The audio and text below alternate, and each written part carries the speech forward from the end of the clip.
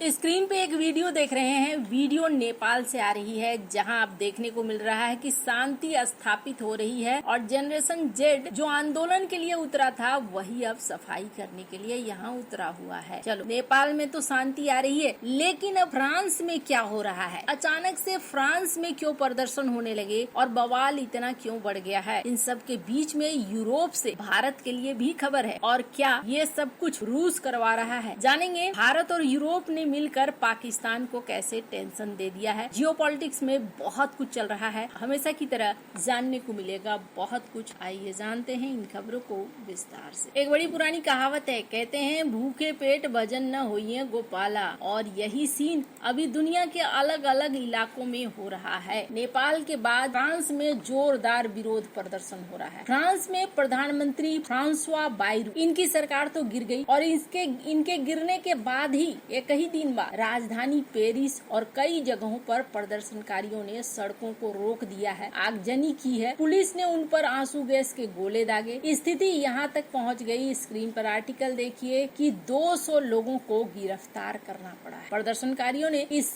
Movement का नाम क्या दिया है? Block every. विरोध प्रदर्शन हालांकि ऑनलाइन शुरू हुआ, लेकिन फिर ये तेजी से आगे बढ़ता चला गया। 80,000 पुलिस कर्मियों की तैनाती हो गई है ताकि अवरोधकों को यहाँ रोका जा सके, लेकिन बैरिकेड वगैरह टूट रहे हैं। जिस तरीके का माहौल बन रहा है देख ही रहे हैं आप। फ्रांस के गृह मंत्री ब्रूनो का कहना है कि पश्चिमी शहर के रेंसेस में बस में भी आग लगा दी गई। कई जगह ऐसे ही हो रहा है, कहीं बिजली लाइन को नुकसान पहुंचाया जा रहा है। कुछ लोग ये भी कह रहे हैं कि ऐसा लग रहा है जैसे विद्रोह का माहौल बनाया जा रहा है। और ये सब कुछ कैसे बढ़ रहा है? तो इनको ज्यादा बढ़त मिल रही है टिकटॉक के जरिए और सोशल मीडिया प्लेटफॉर्म एक्स के जरिए। इस आंदोलन को सोशल मीडिया जैसे टिकटॉक और एक्स के जरिए बढ़त भी मिल रही है। अब यहाँ पर छात्रों को, वर्कर्स को, कार्यकर्ताओं को बायकॉट के लिए बुलाया जा रहा है, और कहा जा रहा है कि इस बार फ्रांस की सरकार के लिए इसे दबाना मुश्किल हो रहा है। फ्रांस में नए प्रधानमंत्री को नियुक्त भी कर दिया गया। मंगलवार देर रात आनन मैक्रोन ने नियुक्त किया है। रक्षा मंत्री सेबेस्टियन लेकार्नू को देश का नया पीएम बना दिया गया। लगभग एक साल में देश को चौथी बार नया प्रधानमंत्री मिला है। लेकार्नू फ्रांस के इतिहास में सबसे कम उम्र के रक्षा मंत्री। साल 2017 में मैक्रोन के साथ आए लेकार्नू को कई पद वगैरह दिए गए, पर अब यहाँ समस्या ये आ रही है कि इनसे भी संभल नहीं रहे हैं हालात। फ्रांस में आंदोलन नया नहीं है, लेकिन इस बार फ्रांस की मुश्किल ज्यादा बढ़ गई है, क्योंकि इसको न धीरे धीरे धार्मिक रूप भी दिया जा रहा है। तो माना जा रहा है यहाँ पर कि लेफ्ट की पार्टी भी आ गई है साथ में। इसके अलावे वो लोग भी आ गए हैं साथ में जो इकोनॉमिक तौर पर खुश नहीं है। हालांकि आपको बता दूं, तीनों जगह आप देखेंगे सत्ता में जहां पर पैसे का मामला आया है, वहीं से खेल बिगड़ना शुरू हुआ है। फ्रांस के साथ भी ऐसा ही सीन हुआ। फ्रांस में पिछले पीएम क्यों हटाए गए? क्योंकि इन्होंने बजट में कटौती करनी शुरू करी थी, और बजट में कटौती के साथ 2 छुट्टियां भी रद्द कर रहे थे जो सार्वजनिक छुट्टियां थी। मतलब एक बार जो इनको आदत लग गई है आराम की, पैसे की, जनता उसे ही ढूंढती है, और ये सबसे बड़ा सच है। लेकिन यूरोप अभी पहले की तरह नहीं रह गया है। यूरोप रूस यूक्रेन युद्ध से पहले महामारी की वजह से परेशान हुआ, और जैसे ही महामारी खत्म हुई वह ठीक बाद रूस यूक्रेन युद्ध शुरू हो गया, और रूस यूक्रेन युद्ध में इन्होंने प्रतिबंध लगाते अपने लिए इतनी हानि खड़ी कर ली है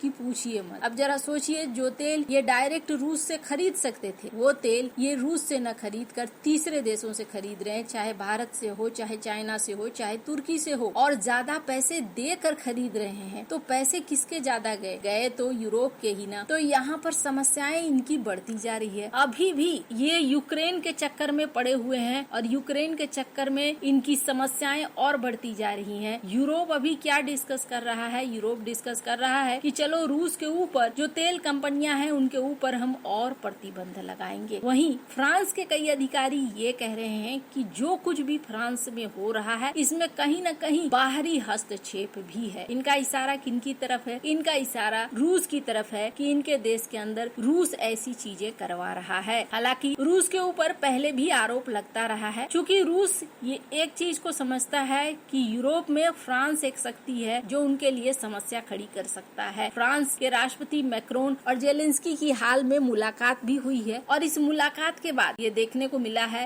कि प्रतिबंधों की बात चल रही है। दूसरी बड़ी चीज ये है, फ्रांस ने अभी हाल ही में एक घोषणा की थी और घोषणा ये की थी कि उनका देश 2026 के लिए युद्ध के लिए तैयार है। इसका मतलब है कि फ्रांस कुछ न कुछ ऐसे प्लान कर रहा है जिससे कि युद्ध लड़ा जाए या हो सकता है अपने लिए डिफेंस की भी प्लानिंग कर रहा है। तो यहाँ बाहरी हस्तक्षेप भी हो सकता है, लेकिन मैक्रोन के लिए इस बार स्थिति संभालनी थोड़ी मुश्किल लग रही है। अब देखना होगा क्या होता है। बहुत सारे लोग हैं जो मैक्रोन से भी कह रहे हैं कि कुर्सी छोड़ दो आप और इस्तीफा दे दो, लेकिन मैक्रोन का कहना है कि मैं अपने कार्यकाल को पूरा करूंगा। तो यहाँ जो परिस्थितियां बनी है इसका असर भारत के ऊपर भी देखने को मिलेगा। हालांकि आपको बता दूं, अभी यूरोपीय यूनियन और भारत की बैठक हो रही है, जहाँ यूरोपीय यूनियन और भारत की बैठक में सबसे पहले तो आतंकवाद विरोध के लिए बैठक हुई और इस बैठक में सबसे बड़ा झटका किसे लगा है तो पाकिस्तान को लगा है, क्योंकि पहलगाम हमले की निंदा की गई। साथ ही साथ कहा गया कि आतंकवाद मामले में हम एक साथ मिलकर यहाँ पर लड़ेंगे। तो यूरोपीय यूनियन यहाँ साथ आता हुआ दिख रहा है। साथ ही साथ यूरोपीय यूनियन के साथ फ्री ट्रेड एग्रीमेंट साइन होना है। अगर ये फ्री ट्रेड एग्रीमेंट साइन होता है तो क्या होगा, ये फ्री ट्रेड एग्रीमेंट अगर साइन हो जाता है तो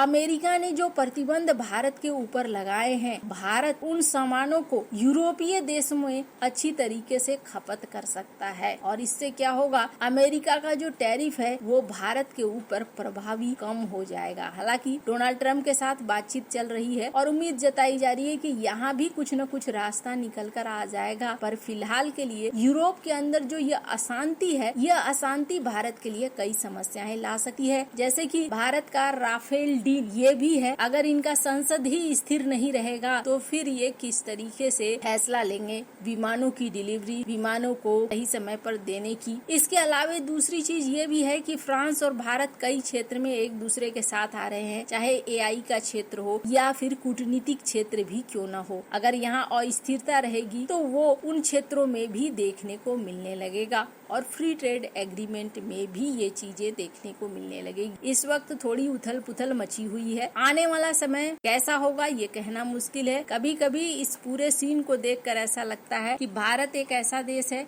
जो अभी फिलहाल इस तरह की समस्याओं से बचा हुआ है, लेकिन कोशिशें तो भारत को लेकर भी इस तरह की होती होंगी। पर फिलहाल के लिए भारत के सहयोगियों के साथ या आस पड़ोस में बहुत सारी घटनाएं हो रही हैं, जो एक बदलते हुए दुनिया का संकेत भी है। वैसे अब फ्रांस आगे क्या करता है देखने वाली बात होगी। कोई अपडेट आती है नए वीडियो के साथ जल्द मिलेंगे। वैसे आपको क्या लगता है कमेंट कर जरूर बताएं।